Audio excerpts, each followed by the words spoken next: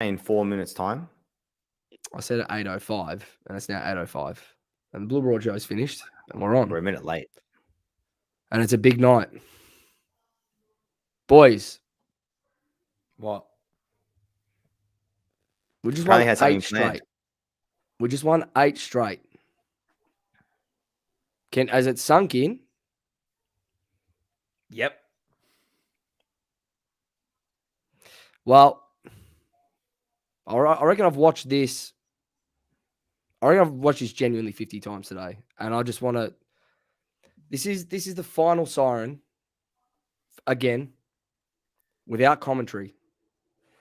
And just while we're here, all of us together, I just want to take a moment to genuinely relive what all three of us have said post that game as one of the best nights, not at the footy, but the best nights ever in our lives so far. It's actually true.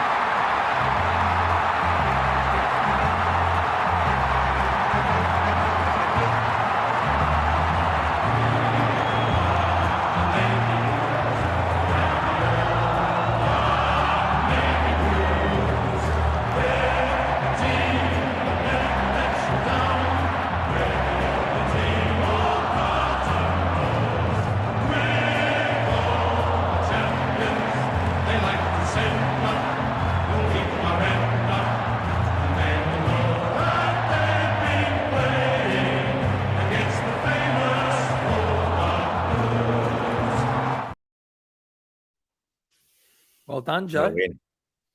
You're a good kid, man. That raw is nothing like I've ever heard, and ever that's got me that's all time. Dan, it's probably about time you lose that beanie again, man. Well, can we first explain why it's on? Jules, can you explain why this beanie? There's a different meaning. I'm going to lose it. I'm going to lose my mind with it in a second. Well, can you listen? We got to hit the intro. So can you just lose it, and then can we explain it later? We're going to win a flag. 1, 2, 3, 4. I'll give no credit to this side ever. I'll give no respect to this side. John Overrook, honorary Blues brother, Will Hayes. Yes. Mr. Paul Sebastiani, welcome back to the show, mate. This one game is a build-up of, a year's worth of work. That's if you think of his performance. And I gave my opinion. It's an opinion-based podcast. Fair enough. Welcome, everyone, to episode 103 of the Almost Blues Brothers podcast, brought to you by the Blue Broad YouTube channel and podcast network, and proudly sponsored by, there it is, Vortep. The Vortep. Everyone's wearing it tonight. Jules, you wearing yours? Yeah, I got it on. You want to show us? He does have it on. You saw it pre-show, bloke. We've got contractual obligations here. There you go, Vortep. Comfort. If you haven't already, go, Dan. Comfort, design, warm. That's how I'm going to describe them. Really, I'm wearing the crew neck tonight for the first time. Really warm, really nice and comfy. They have a nice feel to it too, don't they? My missus also got, they do. My missus also got a pair of leggings over the weekend. She reckons they're some of the best leggings she's ever worn. So if you haven't, go to vortep.com.au. I'll put it up on the banner. vortep.com.au. Enter Almost Blues Brothers at the checkout for 10% off and get your Vortep gear right now. You will not regret it. Now, boys, yes, I did change the title of the episode. It was derailed because that worked sort of both ways. But once I realized after the game, I set this up before the game, right? So I had to come up with a title, okay? After the game, there was only one word to describe it, and it's just delusion. Well, 2 words: delusion and delirium. Genuine delirium at the G on Saturday night, boys. Before we get into it, Dan, explain the beanie for everyone. Because people are saying, even at the game, get the beanie off Dan. And Jules and Joe, Jules, Joe, that this beanie is something special. Now, I've worn the same piece of clothing since we won that first game, since we made that run of 8. Okay. And this beanie will stay on because it's good luck. Since I've been wearing this thing, remember, Jules, remember I took it off for like a 5-minute patch and we conceded 3 goals? Yeah. This thing is the key. It's not Voss. It's not the players. It's this beanie that's going to win us a premiership. Yeah. Joe, you believe it. I know you do. No, it's true because I've seen it. I've seen it in action. We've got a couple of comments in here. Delicious. And Josh asked him, where's the salami? You guys said you're eating it on the stream. Now, I forgot to cut it. So, but I did promise that we'd bring the salami on tonight. Okay? Now, Dan's beanie's one thing that's turned the tide. Boys, since we made this thing right here, we have not lost the game. It's there. I should have cut it. I didn't. So I'm just going to have to. I've never done. Don't ever eat salami like that. That's rubbish. No, you can. But you just got to have hard teeth. Yeah, but I would. It's just shit house. But instead of working out your buys and tries, you got to start working out your teeth, bloke. He uses Sensodyne. Right. His teeth are sensitive. He uses Sensodyne. Yeah, use some proper products, mate. We done? What? Are you finished? No. Continue. Are we done? Fuck me dead. Now, speaking of Saturday, speaking of delirium, speaking of pandemonium and delusional, I just showed you the final siren on field. This is what it looked like off field.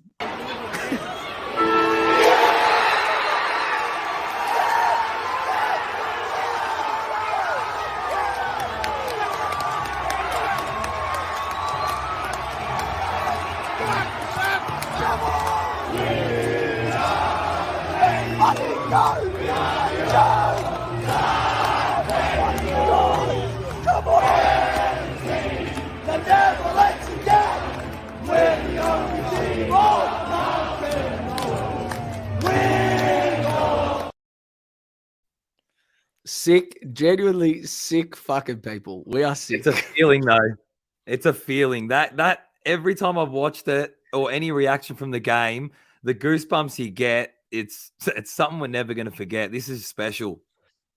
It was incredible, boys. We're gonna dissect it all tonight, as we usually do. But it's. I still don't think it's completely hit me that we're playing finals yet for the first time in 10 years, to be fair.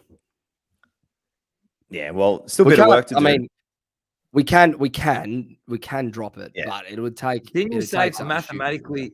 Didn't you say it's impossible though, Joe? Because they will play each other this week or something? No, not necessarily. Why are you doing that to me? It's gonna take a miracle for us to not play finals. So it's where we're at. That's where we're at. Anyway.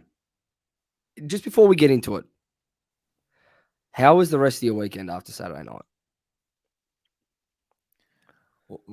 Jules, you go. Me? It's been quite a pretty good few days, to be honest with you. Just running on highs all the way through, to be honest. True? How can you not? How can anything be bad when you're the best team in the competition right now? I've been as a running joke for the last week or so, and I think I mentioned it to Joe probably a couple of hours ago when we were on the phone. In the staff room, I've been just picking up my phone like as if someone's been calling me and just answering it like as if it was Gil calling me just to book my grand final ticket. So it's a bit of a running joke. Everyone's been laughing because I think we're there or thereabouts, to be honest with you, with the way we're performing. Jules is on the verge of a burgeoning stand-up comedy career, as you can see. Mate, just give me anything. I'll take it. Dad? Maybe not everything. My Saturday night, after the game was trying to settle down this brain aneurysm that I was having from cheering too much. Sunday morning, I was driving around Pascoe searching for anyone with a Carlton scarf or beanie and screaming up the baggers out of my car. That's genuinely what I did for about an hour Sunday morning. Yeah. And otherwise, the rest is calm, Joe. Can we just talk about this game so we can blow loads, please? We will. There's a couple of comments here just quickly before I hit the sting. But Lana Owens said she cried and can't completely blame the menopause. Well, Lana, I cried and I don't have menopause. So at least you've got an excuse if you want to use it. And John Holden here, after the game, John was one of the first faces that we saw. He embraced Dan like I've never seen an embrace. You're right. It was over the top. And I'm gonna paint the picture of where I was at after that game and where I've been at the last 24 hours. I spoke to Stephanie Degani yesterday, Terry's sister. She reckons she was standing in front of me after the game, and I just looked straight through her. She goes, "You're on a different planet." I go, "If you were standing in front of me, I genuinely did not see her." So to Steph, I do apologize. But anyway, it was a big night. It was a big weekend. And without any further ado, boys, let's get into it.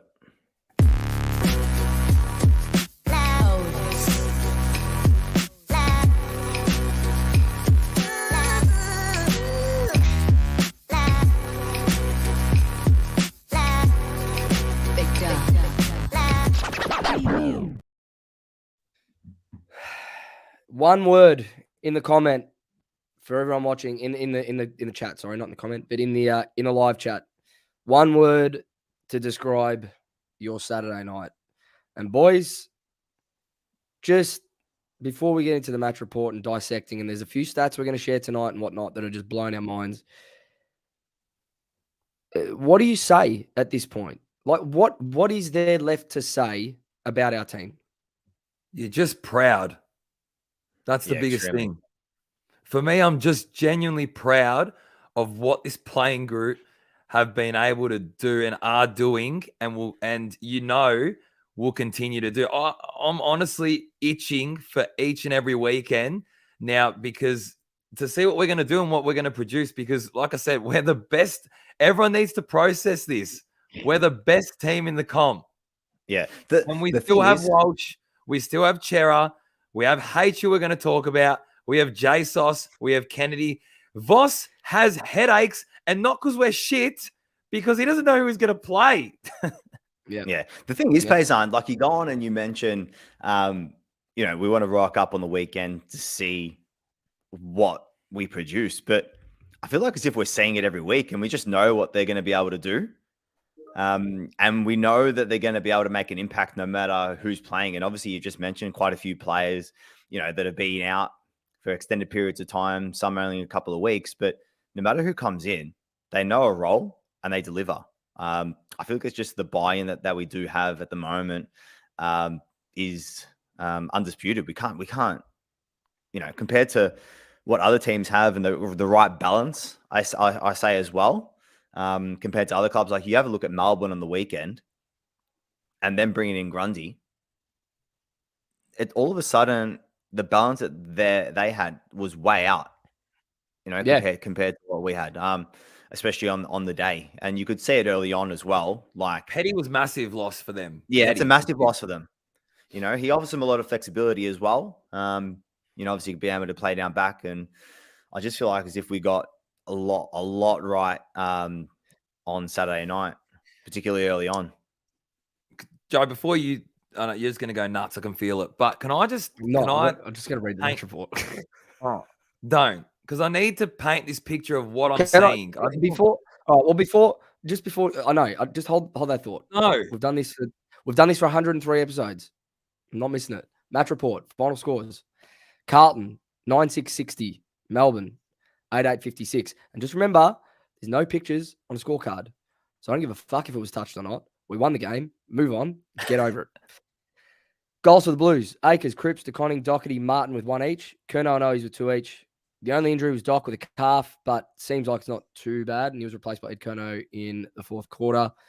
In front of almost 70,000 at the MCG. And it felt like 65,000 of those supporters were us, to be fair. Yeah, now definitely. Non-supporters are non-existent. You could hear a pin drop when they scored. It's actually you could actually hear a pin drop for a team that's arguably, besides us, the informed team of the comp. If I'm a Melbourne supporter, okay, I'd be embarrassed. True or not? Yeah, again, for another week, we've just having the opposition. I like it. It's good. Is it true or not, though? It's true. They won a flag. Collingwood had their. Let's be honest. 2 weeks ago, 3 weeks ago, when we were playing Collingwood, how many Carlton supporters were there? No, it's true. But think about it. Melbourne only won a flag, 2 years ago? and they still don't show up to Correct. games. I don't understand what's wrong with that fan base. I don't get it. All right, they're all rolling Anyway, around Dan. with their Aaron There's Williams. not enough of them, or they're all in the MCC. Pretty boys. All right, mate. Get out and about, honestly. You know what I said? That's some culture. They're all getting their carved lamb in the MCC. Genuinely, That's so actually we've 100% true. we've become so arrogant so quickly on this podcast from where we were 8 weeks ago. It's a joke. Feels Dan, right. It feels right. Continue with where you were going. Listen, every year for the past 10 or plus years, Joe, I messaged you and I told you, Jules, like, I've looked at other teams and there's a specific work rate and pressure and aura about a team, and you go, they're it. Joe, we went to Melbourne. Jules, we went to Melbourne. Oh, you were in Spain, but we went to Melbourne, me and you, Carlton, 2 years ago. We looked at Melbourne play and we went, shit, they are the best team. Last year, we all said it. Geelong were just too good. Yeah, won a premiership. I'm looking, and I'm just talking about this stage of the year because this is where it matters. And this is where you're building momentum into finals. No one brings what we're bringing at the moment. No one goes in. No one near it. No one, like, can everyone process this? Like, this is us we're talking about now. We're not talking about another team. We're talking about the Carlton Blues. Like, this is next level. It's funny you mentioned that. Like, I think it was Joe. I was speaking to you I think it was at quarter time. They're looking at the pressure gauge, and I think Melbourne was sitting at 203 or something like that. Yeah, and we're just like, you know what? And that's decent. Yeah, that's decent. it's and elite. we're just like, anything you know above what? 200 is elite. We can just do better. Ours was like 230 or something.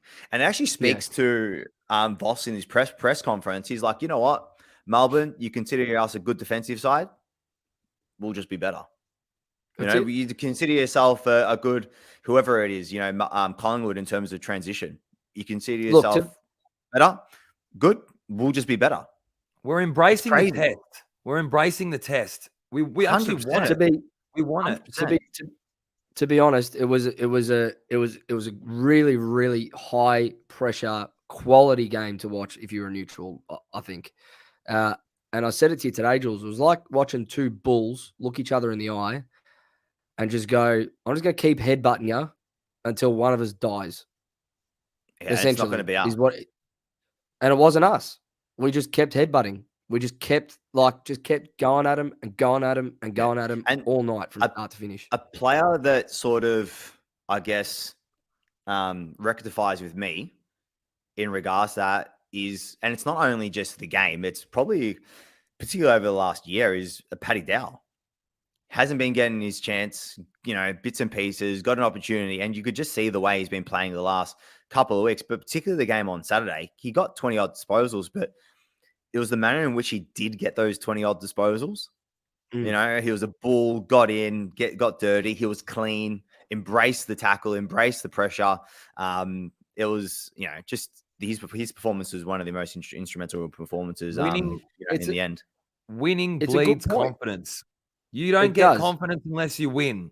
That's plain and simple. You can't train it. You can't do anything. You can only win games to build confidence within every single person within the club. And obviously then that changes the shift in culture because it becomes a winning culture. And that's now what we're seeing. And that's what's being blooded throughout the whole club. You win games, you build confidence, you create winners. And that will now be our development moving forward. Not, don't roll your eyes. See you later. It kept sounding like you were going to finish it. You just kept going. I was going to say, Dow is the perfect example that embodies that, Dan, and symbolizes the point you just made, because he was a perennial loser. He was. Like, he came into a losing system. He was under shit development. He was the whipping boy for years and years and years. And you're seeing what winning can do for a player, for any single player. And he thing is, as well, that perfectly. The thing as well is, we've had obviously a lot of changes over the last 6 to 8 weeks because of, necessity, really, because of the injuries. And every single player has come in and done a role. Every single player. It's actually been hard Like we haven't been doing ins and outs because we don't really know what's going to happen, and we're like, you know what, stuff it, because we know whoever plays is going to compete. But that's why Voss has the biggest headache now, because he's got a list now that are competing for spots. It's not you guaranteed. You know, if you don't perform, you're dropped, and everyone wants to be there. Everyone wants to be playing. So, what was that? One on you. Is that you, Joe? Definitely not me. Try again, Dan. It's not me. Is it you, Jules? Oh yeah, that's Jules. Jules, you're gonna have to check what's going on with your mic, because something just happened there that I half got scared. You. I thought I was in Saw. I thought I was in an episode of Saw. I got to keep you on mute, Jules, until you fix your mic or unplug it completely. That's hurting everyone's ears. Look, we literally on Saturday night we exercised the demons, and it was fitting. And it was a year, pretty much a year. Round 22, 2022, Cozzy Pickett broke our hearts. Round 22, 2023, we exercised the demons. Literally, a year later, it was just fitting. It was a night that I genuinely will never forget, and it's a night that I won't forget, probably because one thing we haven't mentioned yet. If you were at the ground, that Matilda's game, you're good now, Jules. You're good. I don't know what the hell that was. I didn't do anything. Blown. I just took it out and put it back in. You blew everyone's eardrums. If you're at the game, and even if you weren't, if you were just watching on TV, but the Matildas doing what they did and it lining up perfectly, boys. And for anyone that was at the ground, you're going to know exactly what I'm saying. They showed the Matildas game pre-game. They turned off the stream. Everyone's watching it on their phone. You can hear it on the telecast when you watch our game back. You can hear the little cheers going up and about and whatnot. As quarter time hit, they flicked it back up on the screens, and it was the last penalty to be taken. Courtney Vine steps up, and everyone turned their attention from our game to the screens, and she's run in and kicked the goal, and the place exploded. And there was just something, I don't know what it was, boys, but there was something in the air. There was just something in the air where I knew, I had this feeling it was just going to be that sort of a night where something special was going to happen on field for us after watching what happened with Matildas. It was crazy. Everything lined up. Yeah, it was pretty insane. Yeah. It was amazing to see. Like, it was like a game of tennis. Heads are watching the game, like the footy. Then you switch it to your phone. Head, footy, phone. It was nuts. But there was a little bit else, Joe, earlier in the day that suggested it was going to be a special day. Got to do with horse racing. We had a day. Yeah, we'll leave that. Dan, hey, Pov predicts actually came through, but it wasn't Pov giving the tips. I can tell you that much. Now, what I will say is this: a couple of comments here in the live chat about Cripps captaincy. I'm not going to pull any comments up, but that's fine. I've seen that a few people are calling out. You know, people wanted Cripps stripped as captain and Voss sacked and this and that. Things change. I was one. I'll put my hand up. I was one 8 weeks ago that said I don't think Cripps is fit to be our captain. I put Chera up. I put Chera's name up. I said I think it's going to be Chera next year. He's the only one stepping up. I think if Cripps doesn't have the captaincy, it'll be less of a burden on him. I was wrong, because there's no better captain in the AFL than Patrick Cripps. There's no other person in our football club that should be leading us until the day that he retires. Things change.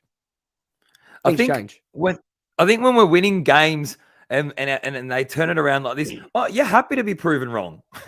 Like, if it's going to be a result like this, of course. Like, I remember hammering Paddy Dow. Like, I'm rapt that he's playing well. I'm rapt that they've turned it around. How can you not? So, you know what I mean? Like, at the end of the day, good, prove us wrong and win a premiership. Yeah, I think at the end of the day, when we are speaking, obviously we're an opinion-based podcast, but you know, I feel like as if we're probably a little bit more emotional than what you would like to be inside like four walls of a football club. Obviously, they need to make obviously better decisions in terms of, you know, list management and the like. So I guess it makes sense. So, you know, we're just giving our opinion, and that's it. Even though Joe, you were wrong. So, oh, that's all right.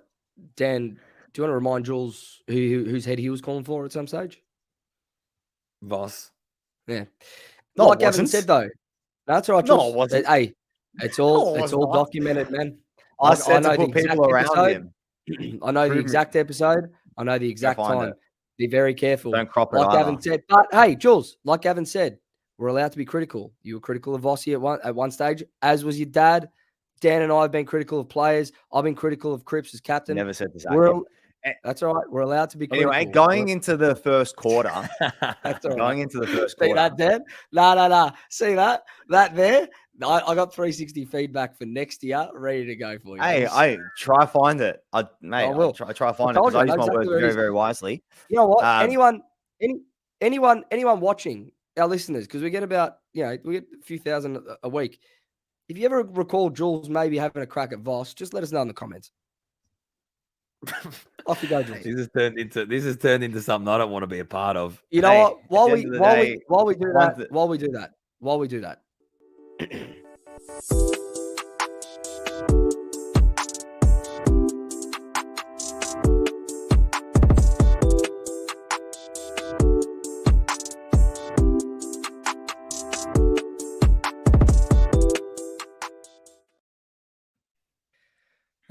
It looks a bit different tonight, Jules. Yeah, thanks for doing your role. My PA, thank you. So now Joe actually brought this to my attention. To be honest with you, I was going to run with another snap, but I've been speaking about Jack Martin, and haven't we been speaking about Joe Martin? In the media and the like. So here we go. We're going to have a look at score involvements, and this is all right. Obviously, you got the top 5 in there at the moment. Okay, which is Petrarca, Green, and Myers, Bolton, and I think that's Papley. My vision's a little bit skewed. No, they're not. They're not quite. Sorry? They're not quite the top. They're not quite the top 5. Their rankings are to the left for score involvements per game. But I just tried to get a lot of them more like key forwards or like midfielders that weren't really playing Jack Martin's role. So I tried to get players that have played up that forward. Maybe you should stick in your lane then, yeah. Wow, Jules is really you're having a crack tonight, Jules. And I'll tell you what, Joe's done a bit of work. Sorry, it's all right. Keep going. Joe's done a bit of work here. So obviously we just wanted to bring to the attention Martin's use with ball in hand. Okay, and as you can see, obviously got this disposals with the DISP. Then you got the score involvement. Then you got score involvements via percentage. Okay, which is the critical one here. If you have a look at Petrarca, Green, etc., obviously they played majority of the season, so obviously the disposals are up, the score involvements are up in terms of total. But you have a look at the score involvement in terms of percentage, okay, and it just shows that almost every second touch of Martin, okay, is turning up into a goal or a point at least, okay, or a score. Now that is ridiculous. All we need to do is get the ball in the hand of Martin in around the 50, because he's going to be able to hit targets inside there. It's actually incredible. It's good by you, Joe. I think we've established, I was saying it last week, he's the only player that I feel we can't replace in our list. I feel as though Jack Martin's got that much X factor, and you obviously showed it there, Jules. That I think he's irreplaceable in our side with what he brings. His football IQ is ridiculous. Very high. The thing is, I know we're talking about like ball in hand, but there was one passage of play. I'm pretty sure it was in the third quarter, and he tackled a guy, got up, put a block on. Then obviously it was turned over.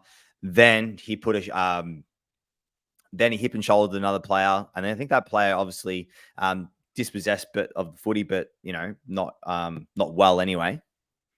And from there, the pressure that the other players that were around him followed up with was ridiculous, and you could just hear the ambience in the crowd, and everyone was just giving a lot of emotion in that 10-20 second. And even I watched it back today. Sorry, not today, earlier yesterday. And even the commentators were just bringing it up. The amount of effort this guy puts in is actually ridiculous. And it's funny, like usually those types of players who are good ball in hands, they don't necessarily show what they can do in the contest. particularly the ones forward of center. Jules, He's so good both sides of the ball. I got another moment for you, and you remember this one. I think it was in the second quarter where that we get the ball forward. It was just a rush kick forward. Ball was coming towards Jack Martin, and he was smart enough to invite. So instead of sort of running to the ball, he's invited the pressure from behind to the point where he actually got in the back inside 50. Kick, yeah. It was his brain's he sort of stopped in a way. He sort of stopped to entice the player. He knew it was coming. He knew the contact was coming, and he felt, which is he's a very, very smart footballer. On the ball, on the ball, off the ball, he's been one of, if not the biggest catalyst for this turnaround. That's that graphic there. One in essentially every 2 possessions we score that he touches the ball. 1 in every 2 touches that Jack Martin has with the footy, we score. Yeah, he probably averages around 10, 12 a game. So you imagine if he got that up to 20, But he's not. I mean, he doesn't have to be that player. As you said. No, sorry. As you said, you don't need him to. You don't actually need him to get 20. No. His role at the moment's perfect. He's got the right balance. And you look at the other names that we just showed, Petrarca, Green, Myers, Papley, Bolton. Some people still look at, I wish we had Papley. Don't need him if Jack Martin stays fit. You said it last week, Dan. Of the 40 hours that the S&C team work, wrap 38 hours around Jack Martin in a week. Seriously. You keep him on the park, we keep winning games. It's plain and simple. You got guys like Petrarca, who's going to be an All-Australian. You got guys like Toby Green, who's been spoken about as All-Australian captain. His impact in the forward half for the Giants. You got Brian Myers, who's going to break through the goal assist record this season. And Jack Martin, in terms of his effectiveness per disposal for score involvements, is better than all of them. Better than all of them per game. It's just, it's insane, the player that we've got. And I just touch wood that he stays fit, because if we're going to make a run in finals, Jack Martin's a player that we need. Now, we'll talk about the contentious one, I guess. Do we want to? Caleb Marchbank? Well, I mean, we can. I've spoken about it with a few people. Fitting, hand of God on the same night the Matildas go through. Bit of... I don't know. I mean, I've spoken to a few people. Umpires made his call, best position. Obviously, they can't overrule it once the review's complete. But, we can take away, or Melbourne can think, or anyone in the football world can think, you know what, it's one moment of the game. Melbourne lost the game due to that. But I try to think a lot of things as holistically as possible. And you got to take into consideration that, there was 2 Melbourne players pushing him as well. So if you watch the footage again, they didn't have eyes on the ball and they're making contact with Marchbank. So potentially a free kick there, if not definite free kick. And there's other controversial decisions over the course of the game as well, in relation to, for example, Petrarca throwing the ball, blatant. His second hands where he needed to dispose of the footy wasn't there. It was actually nowhere in the vicinity. His hands were probably at a meter away from each other, to be honest. So I don't know how the umpire got even minutes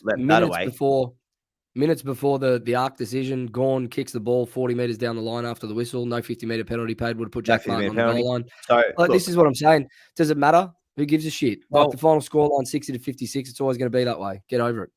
I had other supporters calling me saying, Dan, admit that it was a goal. Admit that it wasn't touched. At the end of the day, luck goes around, comes around. And you know what? We'll take it. So move on with this point, because how's this? Bad luck. How's this? I'm happy to admit there wasn't a goal. What does that achieve? Correct. Yeah. You know what? You're right. You're right. It was a goal.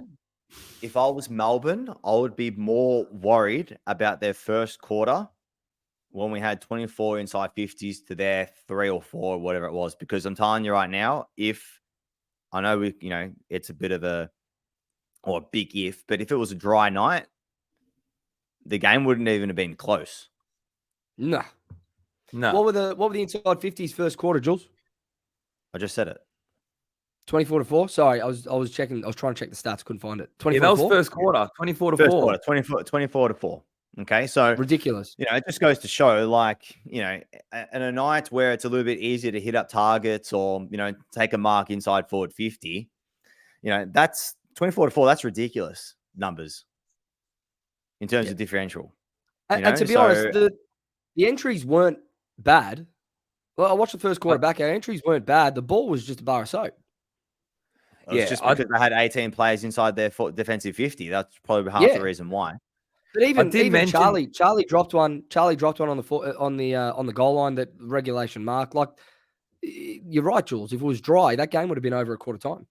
100%. But I think, boys, I think it does that type of stat, because we went at, I think by the end of the game we went at 28%, and I understand it was wet. The conditions weren't the best, but we did go at 28%. Yeah, going inside 50, and I said it to both of you. I can't help but look at it and go, that's where you're missing. We did miss the polish of a Chera to be able to take those, execute those kicks. I feel as though that your Walsh and your Chera, we really, obviously, we need them back to really make a stamp come finals.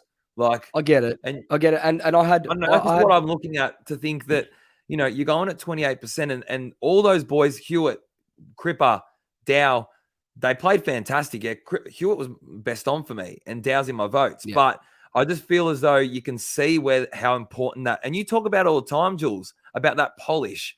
And for me, it's, you know, it's a quick kick by Dow, whereas Ches might actually straighten up and nail it. You know what I'm trying to say? Like, or lower the eyes, or whatever it might be. Yeah. No, for sure. I had something written down around that our scoring has dried up the last couple of weeks. It has. Like, we only kicked 73, I think it was, against the Saints, and 60 against the D's. Weather permitting against the D's, of course. And when you really think about it, we kicked 50 points in the second half against the Saints. So it's dried up, yes and no. Those inside 50s, 24-4, only 4 scoring shots in the first quarter from 24 inside 50s. Yeah, that's probably the one thing that you look at from the game to go, we need to get that defensive firepower back and that efficiency that we had. And I think with Harry coming back in, and with Chera and Walsh coming back in, I think naturally that is going to improve. But is it not noticeable now? Like, obviously we've all known that, but you can see now the stats don't lie around that at the end of the day. I think so as well, but I think you got to take into consideration, I'm just checking the ladder, full ladder, extended ladder. So we've conceded 1,505, Melbourne 1,544, Collingwood 1,532, Saints 1,520. We've played in the last couple of weeks two of the top 4 teams defensive in the league. That's so true. Expect what kind of games did you expect we were gonna see against St Kilda and Melbourne? That's true. That's a good point. Of course, that's a good point. You know, you got to take that into consideration. I think kicking the amount of points we did against Saints, knowing the type of game that we were going to play against them, and then knowing Melbourne is one of the best defensive teams in the game, all right, with the likes of Livy and May behind the ball, and playing in the wet as well, that would have impacted the score. Yeah, that's spot on, Jules. And you know what? Taking into consideration. And we still put 50 on St Kilda and a half a footy in the second half. So correct. You can say what you want. There's some offensive firepower there still. So you're right. In the first quarter against Saints, we missed how many chances as well from memory? Yeah, we did. And even against 28%. Melbourne. But 28% inside 50 doesn't win you a flag. No, it doesn't. But I think it's an outlier because that's not happening every week. I know. If we go 30%, if we got 30% against the Suns next week, then we can have a discussion around what's going on. To be fair. That's offense. Defensively, we're number 2 in the league across the season. Clear to see. Rock solid. You spoke about it the other week, Jules. We got a premiership profile at the moment, and the defense is what you win flags on. Yeah, I think if you have a look at it, I think I had a look at the stats just the other day, or not the other day. I think it was yesterday actually. I think if we just take the season in the last 8 weeks or something, the last 8 games. Now, I'm obviously due to form. I think we're sitting at like 178%. Really? Yeah. Far out. What was that? Yeah. Since when? That's insane. If you just have a look at the last 8 games. Yeah, I think we're at 140 something. Games, are you sure? I thought it was 170 something. That's last into consideration the last 8 games. Last week I saw 148, so would be around 145, unless I've gotten that wrong as well. Okay, I thought I saw 100. Anyway, regardless, that's a high percentage. Whatever Very it is, high. even if it's 140 something. Yeah. So, and I love Voss, and he's come out. I don't know if I've heard him say the quotes, but I know Carlton have posted it, and it's something around, we still got work to do. Yeah, it's awesome. So for me, it just goes to show that you know what they're aiming for. They Gaz has seen 171 as well, Jules. So you're probably right there with the percentage, which is huge. I saw 177. There you go. So, and in the presser, I watched the presser, and Voss was asked about, I can't remember who the reporter was, but they asked him about, do you think about the flag, essentially? And Voss shut it down straight away. He said no, like not at all. There's still so much to be done in between now and then. Why would we think that far ahead? And it's true. We were up in arms around some comments when they were asked about finals earlier in the year, and they essentially said the same thing. Like, why would we be thinking about finals in round 2? It's true. Like, you got so much work to do, and anything can happen. I like the rhetoric. I like the messaging. I think the club knows exactly what needs to be done to put us in the best position possible going into September. Right now, we've still got 2 weeks left of the regular season where you don't want to lose players. You don't want to lose structure. You don't want to lose confidence. You don't want to lose shape. And that's it. Do you think, though, say this week, and I'm not saying the following week, but when we have the week off, do you think Voss and the football club would be dangling that carrot in front of the players of winning the premiership? I think Jules. I think internally, they're there. The carrots dangled, and they know what they want. I think it's obviously the messaging externally, but there's no way as a player and as a football club that you're playing the way you're playing, and we're in this position that you're not going where this is ours. Like we can do this. The carrots definitely dangled, and I know they know internally how serious and how much of a competitor and how close this is to becoming a reality for sure. It's harnessing that. Do you know what it is? It's being aware of it, but it's harnessing it. Yeah, we have to embrace it, don't you? Yeah, well, that's right. I don't know if we will win it. I don't know. I don't know if they think they will win it. I don't know if we'll win it. None of us do. But I think all of us, including them, know right now that they absolutely can win it from here. They can. How there's no guarantee. There's no guarantee, yeah, sure. and you're never going to answer. You're never going to answer that question by saying, "Yeah, we're going to win the flag." We do as supporters because we like to get arrogant. But I think internally, externally, everyone knows that we can now. We are genuinely a premiership threat. Whether it happens or not, who knows? Yeah. My thing is, like, I'm going to say we'll make finals because that's what it's looking like. How do you reckon the other teams that are inside the top 4 thinking, we've got Carlton sitting outside the top 4, but potentially, like, based on form in the last 8 weeks or so, like, we really should be sitting in there. Like, in terms of the list demographic, in terms of the performance, in terms of the form, in terms of everything, how do you think they're feeling at the moment? It's funny you mentioned that you state that question, Jules, because I was actually gonna start talking about what you mentioned. What do you think, and how do you think teams are looking at Carlton, who don't concede, who apply a ruthless amount of pressure, an insane amount of pressure around the ball, and are taking their opportunities and clinical? How do you beat us? So, like you, my question goes to the rest of the top 8 to go, how do you beat Carlton Football Club with an identity that is ruthless, doesn't concede, and is just foot on throat? What does that tell you? That's where we play. They're shitting themselves, Jules. I'll tell you. Tell you for a fact. The psychology of it all. Like, I think Melbourne were just shocked, to be honest. I think that's why it was 24-4. But this is where I think. But I think they knew. I think they knew what they were coming up against. And I'm telling you, you asked, what do you think if you're a top 4 side? What are you looking at Carlton as? They would be shitting themselves because I'll tell you why. Because we've beaten 3 of them. Yeah. Like we've beaten 3 of them. It's not, and to get there, we've beaten 3 of them. So that's given us the edge. We've got the confidence over them. But this is the thing now. As a group, now this playing group have entered a different stage and a different area where the pressure's on us, I feel, again. And it will be. I feel as though there is. You know why?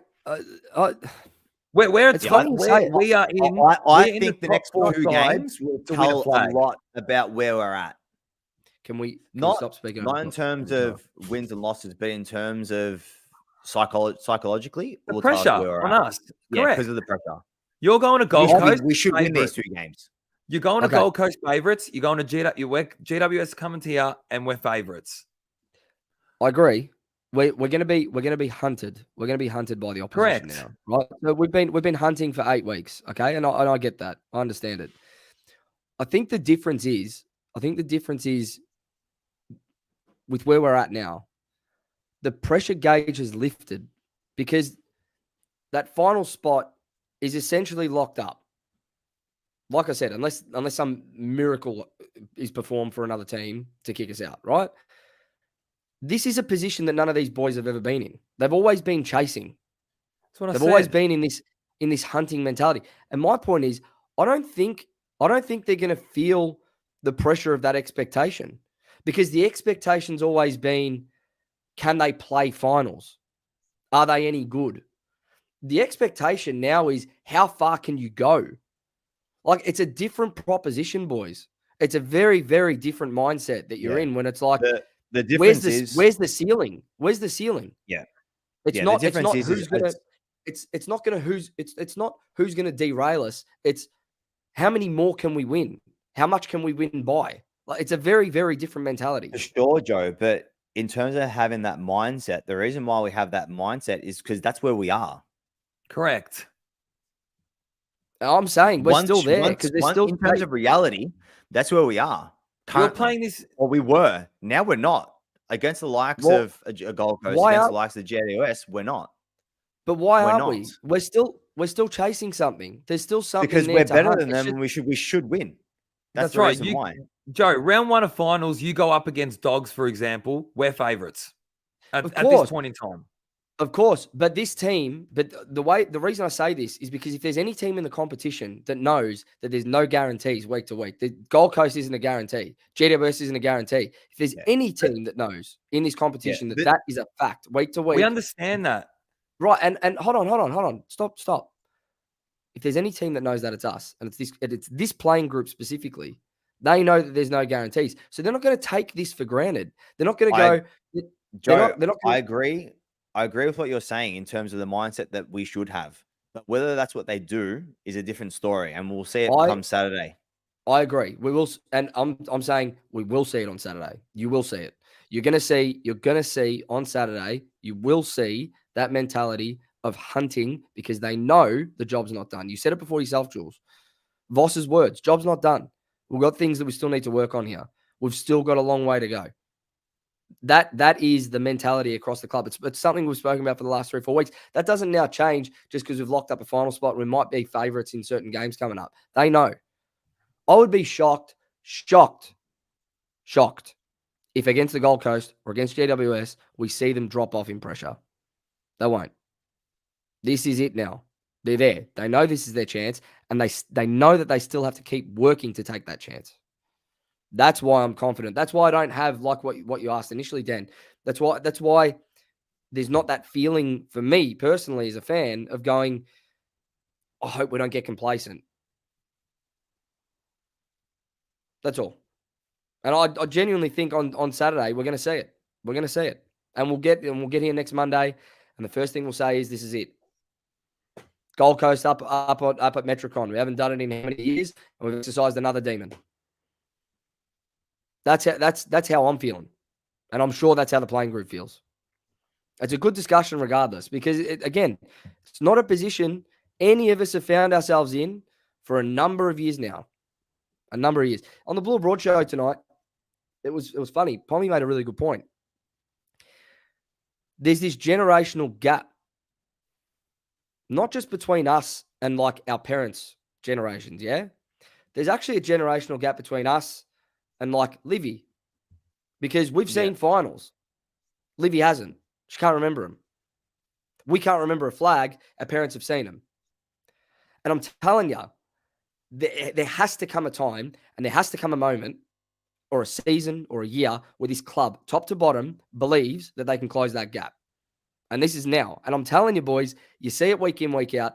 If they wanted an excuse to not bring that pressure and to drop off, it was the St Kilda game.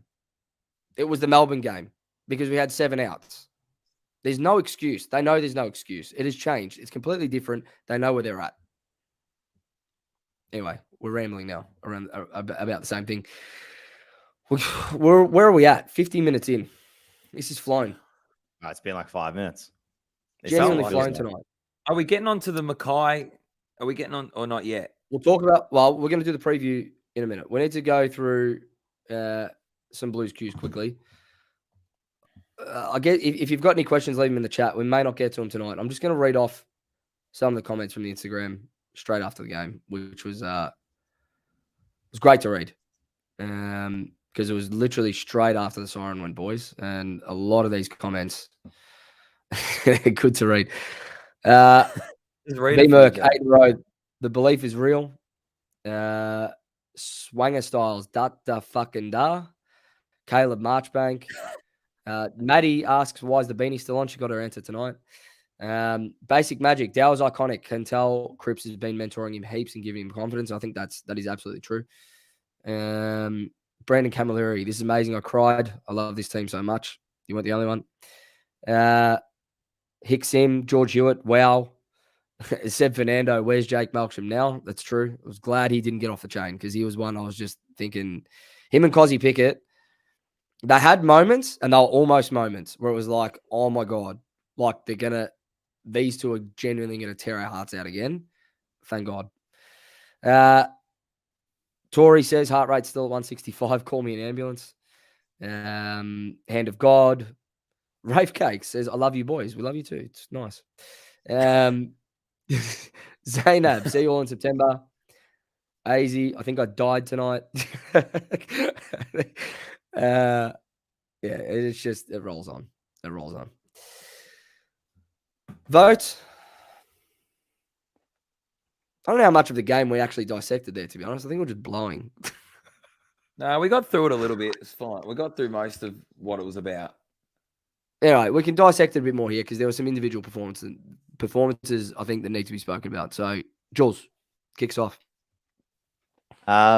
Newman, the one. He's just doing what Newman does, really. Clean in ball with ball in hand. Gets around, helps his teammates, and always, he loves the contact as well. So, Newman, the one vote. Hewitt, I reckon the last couple of weeks he's been putting some really good games together. I think arguably Saturday night was his best for the football club, to be honest with you. Just the way he's moving as well. I think he's more confident in his body as well. Obviously having the 4 to 6 weeks off, whatever he had off. And you could see in his contest work, how clean he is. And I think he's a good asset to a footy club. I don't know how, a Kennedy might get back in. I know Joe and I are having conversations as well. Might find it a little bit difficult. So Hewitt's been playing well. And then Cripps, for me, he epitomizes what a leader should be. I think he's sort of leading by example in terms of the way the game should be played by the Carlton Football Club when he does have the navy blue on. So obviously he's kicked the goal. He's had 29. I don't know how many contested possessions, but I just feel like as if the way he maneuvered himself throughout the course of the game and, hit up Charlie for one of his goals and so on.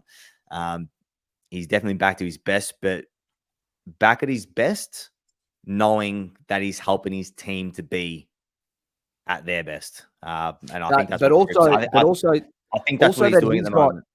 Also that he's got support as well, Jules. I think he knows he's now got support as well around him. That's a big one. Like he's trusting in the guys around him a lot more. You can see it. Yeah.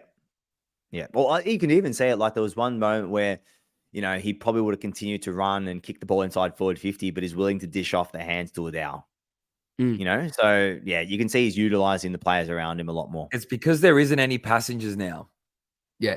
Everyone's accountable and there's no liabilities. So yeah. Dan.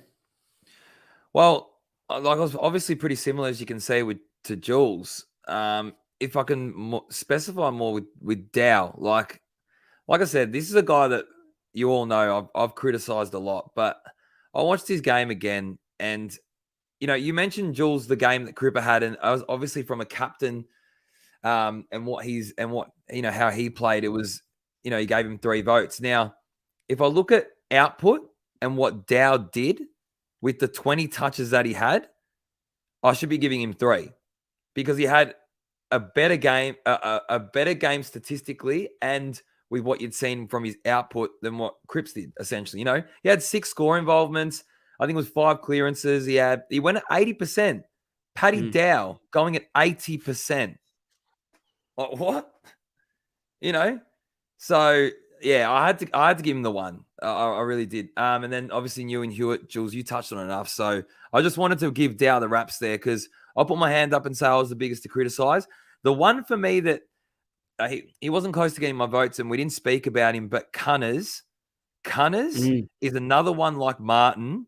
Boys, we don't have anyone else like him. I don't know how many times against Melbourne, and we've seen again since he's been back, but against Melbourne, it was so obvious in a game like that where his burst from a stoppage it literally eliminates 3-4 players. Yeah, 3-4 it's even his opposing upper body players. strength as well. His upper body strength to, incredible. That to be able to pace- dish out the hands when 3 players are hanging off him. Yeah, he's not in my votes, but I needed to speak about Cunners because his pace and what he offers. Like I said, I don't think there's anyone else on our list that can do that. I had Newman and Hewitt as well for 2 and 3. I won't speak about Newman and Hewitt, but because their body of work was huge on the night. I think George Hewitt actually, just quickly, he's absolutely back to his best. What we saw at the start of last year. What do you have? 20? How many contested possessions? 23, I think. If he's 33. Yeah. And he was just clean, and he was in everything. He just showed up everywhere when we needed him. He was there. But the one that I gave 1 vote to Brody Kemp actually on the stat sheet wasn't huge. I just thought watching the game live and then watching it back, he just had some moments where I went, you know what, like McGovern's gone down. Marchbank's looked a little bit rusty, a little bit slow at times. The backline's been in a little bit of disarray as a result of Boyd missing and McGovern and Doherty pushing back up the ground.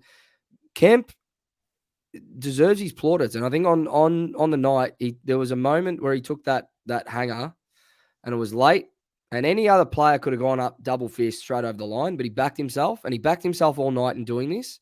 He clunked it, took his time, reset, and I think Kemp, I've said it before, Kemp is everything that we expected Lewis Young to be this year and more, I think, next to Wiedering. And I think those two, that tandem, that partnership for the next, whatever it is, 10 years. Remember, Wiedering's still only, 25, 26? That's going to be something special. And for Kemp to be learning off someone like Wiedering as well, it's, he's going to be a special player, boys. Very, very special player. Before we finish up with the review and get to Livy, just from both of you, other than the obvious moments like Caleb Marchbank and whatnot, was there a moment on the night that stands out to you, like a subtle one that you just look back to and go, fuck, that was good? Like that was a moment? Wow. There were so many. So many. There's one for me. There's a couple for me, but go, Dan. For me, it's just the way in which the players are celebrating each goal. Mm. That for me, the Owie celebration was huge. No, the Jack Martin one. Oh it was the Jack Martin celebration. Yeah, that too. A lot of passion. That's what it was. There's a lot of passion in all the boys and the way they get around each other. For me, that's a moment that sticks with me at the moment. I know it's not in from an analytical perspective, but that's what I see to go, Yeah. they're united as a team. For me, it was the motion from the players that you probably wouldn't see after a full time from that player. So if you go have a look at some footage or a photo of a Sard, usually pretty within himself after a win.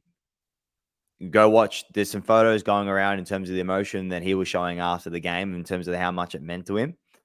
I mean, I'm getting tingles now just thinking about the emotion that he was showing. Joe, and I can't wait to see that in the next 2, 3, 4, 5, 6 weeks. can you find Voss's reaction after the game?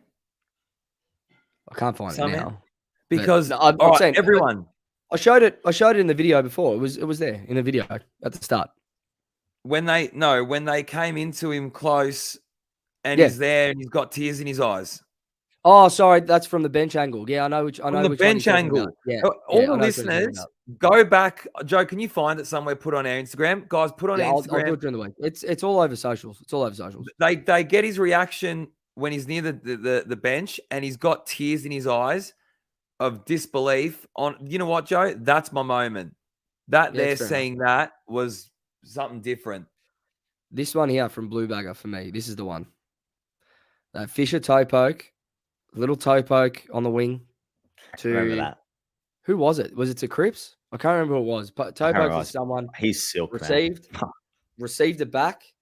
Quick hands to Dow. Dow composure. Hits Charlie on the tit inside 50. Charlie kicks the goal. For me, I remember watching that unfold, and I just went, we're that fucking team. Like, in my head, I went, we're doing Globetrotter shit on a wet night at the MCG. Like, that moment stood out to me. Like, I think it was the first quarter. It was just a scrappy game at that point. And Fisher just went, whatever, man. I'll take it on. It was unbelievable. And you go back and watch the replay, and it looks better each time you watch it. All right, and just quickly before we get to Livy, I've just seen Order here, as he does every week, because he's an absolute legend. Another 15. I can smell the 17 flag. I hope you're right, Order. We smell it too, my friend. We smell it too. Yeah, we'll be having a few beers with Order at the end of the season, I think, regardless of whether we win the flag. All right, Livy's last word. Hey everybody, it's Livy with Livy's last words, and this is what I thought about the most amazing game.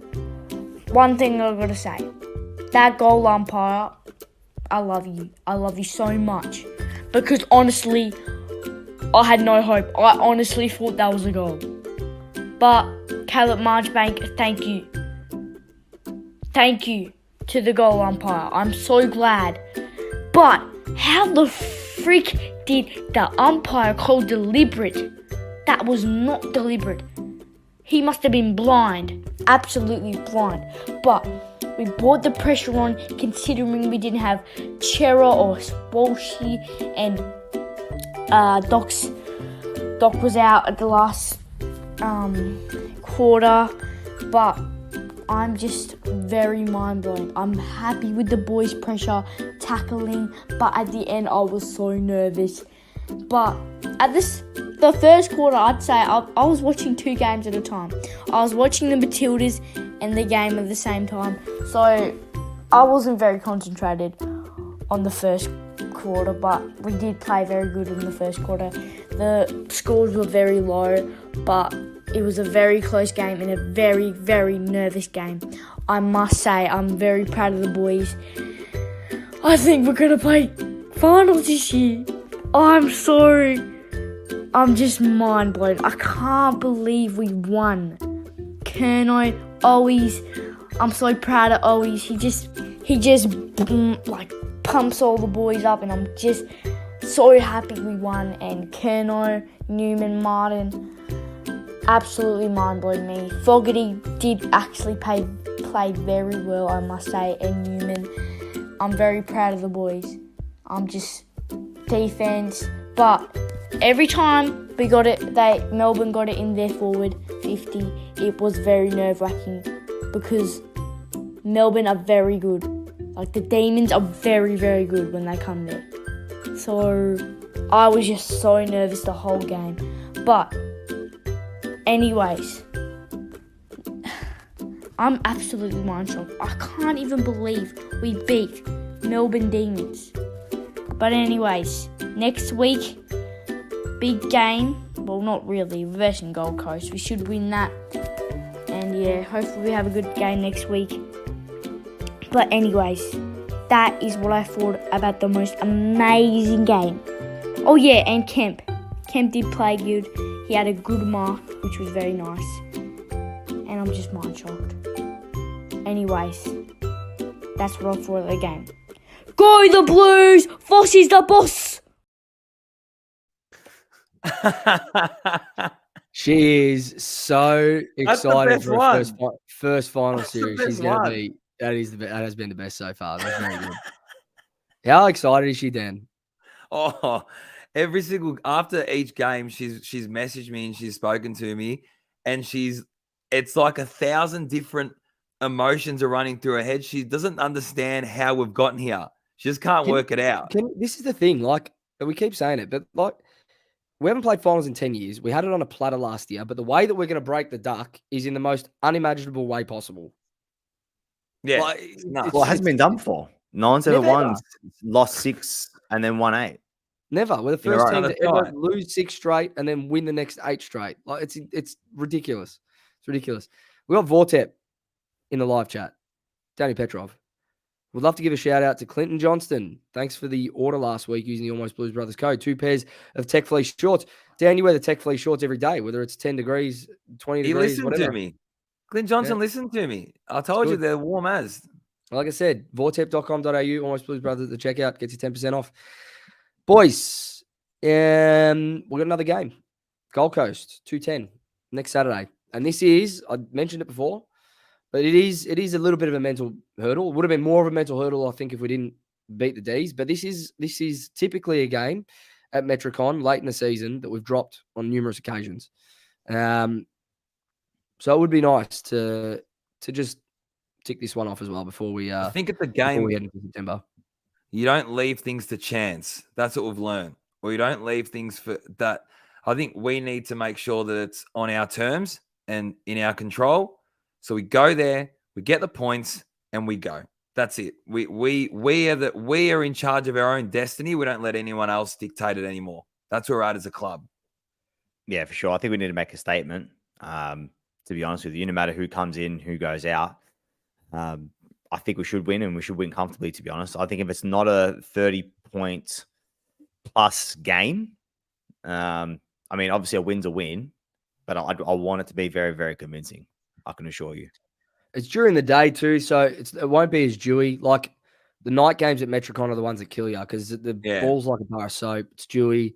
Like during the day, hopefully a little bit drier. I think, yeah, I think this will be comfortable, and I think it's going to be. And I'm going to throw this to you, Jules, because you had the injury report up before. Can you give us an update on what the club has released tonight? Because cavalry's back. It's rolling in. I heard whispers a few hours ago, but I was probably, what are we at now? Almost an hour and 10 minutes. So it was probably about an hour and a half ago the Carlton Football Club did release it. We've got Doherty with a cork, but will be assessed later in the week, all right, in terms of his availability. In terms of Chera and Walsh, they're aiming to be back next week. Same as McGovern. It also says Matt Kennedy's a chance for next week against the GWS as well. So obviously they're being a little bit more, what's the word I'm looking for? Patient with those. And Boyd playing the VFL, Jules. Yeah, Boyd did play on the VFL on the weekend after his suspension. You got others here that I don't think will get back into the 22 anyway. After having a few more, like a Durden, for example, might find it a little bit difficult. But the two that are big are JSOS, expected to be available this week, and Ari Mackay, only a month or so after. For me, that's JSOS and Mackay are probably the big ones. And I know Joe and I were talking about it, who would be potentially out because of it. So would you like to go through those? Yeah, I think we need to. Yeah, I think we need to have a chat about Harry and JSOS because I think both come in, right? Like that makes sense for both to come in. But with that, someone's going to have to go out. Now, Doherty, it sounds like might miss. They might rest him with that calf this week. It got a little bit tight. So it sounded like from the injury report, they're going to err on the side of caution. But you'd think Boyd comes in for that role. Right? So you still need to find two for JSOS and for Harry. And you can't play, we'll start with Jack. You can't play Jack, TDK, and Pito on the same team. So someone's going to be real stiff from out of Pito and TDK. Yeah, I think it's Pito, in my opinion. Well, yeah, for me, it's funny you say it because Voss has essentially said last week, Pito's the first name on the team sheet every week. He's a moral to get selected every other week. So I don't know. Where do you go from there? If that is the mentality of the coaching group and the selection committee, and it's not Pito, are they going to play all three and trial it with Harry? I just think that's too tall. Yeah. For me, it's balance. Yeah, I don't think that it's isn't the right that balance. isn't balanced. That's not balanced. Yeah, for me, you have a look at what like Melbourne did, and they brought in a Grundy. I know Petty did go out, but I just don't know if it would be as dynamic if that was the case.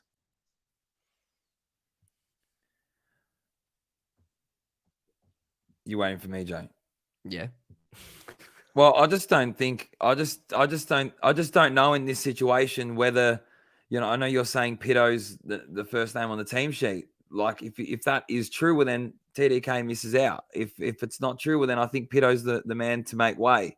Like you boys, definitely H and JSOS come in.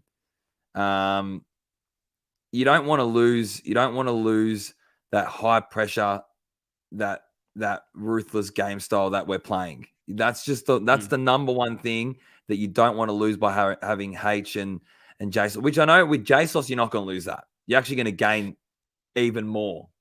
Yeah, I feel like as if you're going to have players that are very, very unlucky to miss out. Oh, and I know you hear about it every single year. Like, obviously, if we go on to win the flag, it happens every year. There's always a player that misses out. Well, you think about it due to injury or when Ches comes back, our player comes back in. You think about it, when Ches comes back, like realistically, Dow's out. And Walsh as well. Yeah, that's right. And when Walsh comes in, you're looking at someone out of a Hollands, Cottrell, Akers. Are you not? Like, realistically? And they're the types. Yeah. Sincotta, like Fisher, they're the types. There's going to be some tough calls. I think Doc comes in. Doc say Doc misses. Doc comes back in. Then you're looking at, like what you mentioned, Joe, a Boyd, Sard, obviously, Sincotta, Chincotta, not Sard, but and on Sard quickly, do you boys think that he's labouring a little bit? He doesn't look 100%, but I think against the D's he looked a lot better than what he has the last month. I think that was his best game for the last month. Yeah, I just don't think he needs to show that dare and dash with ball in hand like he's used to, because we've got so many other players that can do it. Yeah. And so he's sort of like a decoy in a way, because I know Sard's that usually you'd want Sard to go. And Sard's not a player that you drop. Sard's not a player that you drop or manage either. I think for this week with Harry and JSOS, just quickly, just to round that out, and this is something that I hope the club looks at week to week, is we've got Jared Witts in the ruck, right? Big bodied ruck. Not really super athletic, just a big body, throws his weight around, wins a lot of hitouts. For me, if JSOS is available, I'm probably still not playing him this week, because I'd rather Pito go up against Witts with TDK. I just think JSOS is too undersized. We've seen it against Witts before, and he's destroyed us out of the middle. The Gold Coast have a good midfield, man. Like Took Miller, Matt Rowell, Noah Anderson, they're nothing to sneeze at, right? So if you're giving them quality service, they could easily take it to us. I think this week, if you're looking at JSOS, regardless of whether he's ready, I'm not playing him because of the oppo. And I think that's the way the club should be looking at it week to week is what do we now, if we've got everyone at our disposal, what's the best balance that we can take into the game considering the opposition? Yeah, With I think full health they and also need to availability. take into consideration, the balance between, obviously with Chera, Walsh, and the like coming in, the balance of A graders and like role players as well, because that's going to be a massive, interest as well in terms of what happens there and what could impact, our performance as well. So I think Harry JSOS sub. Is that what we're saying? Maybe JSOS is sub, something like that. And I think Harry definitely comes in. And unfortunately, once we get Walsh and Chera back, another name that could miss is Fogarty. As good as he's been, I just think he's on that cusp of like that bottom 6 to 8 players that you look at to go, if the quality coming in is better than that, it's just going to be unfortunate. But he's a role player. And like you said, Jules, if you need a role player for balance, we've got him at our disposal now. It's what the best teams are made up of is 36 players, 38 players, not 25, All right. I think that's a night. Anything else, Dad? Oh, hold on. Not quite. Keep calm. Count to 10. 1, 2, 3, 8, 9, 10. Not happy, Jen! I was struggling this week to find a not happy Dan. I was until today, actually. Saved by the bell. None of you know this one. So last week, it was the manhole. All right. This week, I've got security, the fly screens, boys. I've got the fly screens, security doors to come. I'm not naming the company, not naming and shaming, but all I'm saying is when you get someone to come in and do a quote and they measure the door 10 centimeters wrong, Jules, I'm not adding any mayo. Why are you shaking your head? Because, Jules, why? No, I didn't get the quote wrong. It's not my job. Why does it seem, Jules, why does it seem to be there's one bloke that this consistently happens to? Listen, I didn't do the quote. Is it coincidence? Is it coincidence at You this both point? make valid points. Valid arguments, I would say. No, don't play Switzerland. Pick a side. I'll tell you, no joke. So bloke comes in, they did the quote, and Lauren goes, Dan, you put the door against the new door against our current one, and there was that much of a gap between. The bloke goes, you happy with that? No, I'm not happy. Better yet, the bloke asked for full payment. Nah. And he goes, could take about 3 weeks. I said, no. I'll be seeing you within a week. Yeah, that's why not happy, Dan. Yeah, I believe that. You'll be there 10 centimeter discrepancy. You're not getting paid, buddy. You probably won't get paid when it's finished. Knowing you'll be there tomorrow morning, 7 a.m. with a new door. Boys, it's been a pleasure. It's been a big night. It's been a big show. For everyone that joined us, thank you very much. It's this is fun at the moment to do. It's fun. Even when we have a little tiff, whatever, who cares? Just we move on. We move on from arguments. We're potentially going into a bit of unchanted waters as well coming into September. We're speaking about it pre-show. Unchanted. Sure or not, we're not going to know what to do with ourselves. Jules, you almost went a full like clean. Scot-free. The English was clean, and you just said unchanted waters. That's not it. Isn't it? Uncharted. Ancient waters. Uncharted. Uncharted. That's it. Uncharted. That's the one. Should have pulled the pin. We all do it. We all make mistakes. Jules just makes a few more than the rest of us. Mate, it's a late night, man. It's bedtime. It is Up. late. You're right. It is late. Up the Baggers. baggers. Thanks for joining us, everyone. Up the baggers.